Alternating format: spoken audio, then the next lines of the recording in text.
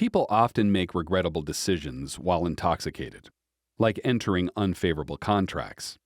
The law holds people accountable for their actions when they're drunk, unless they're so intoxicated that they can't possibly understand what they're doing. But that's a very high bar to surmount, as First State Bank of Sinai versus Hyland shows. Randy Hyland took out a loan from First State Bank of Sinai. He didn't pay the loan balance on the due date and asked Sinai for an extension. Sinai agreed, but only if Randy's father, Mervin Hyland, would cosign.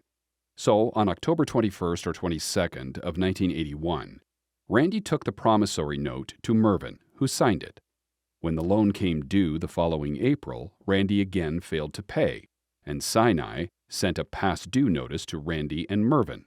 Mervin then gave Randy a signed check to pay the accrued interest. In June, Randy filed for bankruptcy, which discharged his obligation to pay the loan. Sinai then sued Mervin to collect payment. Mervin argued that he wasn't liable because he was drunk when he co-signed the note and didn't remember seeing or signing it. At trial, Randy confirmed that Mervin was drunk when he co-signed the note.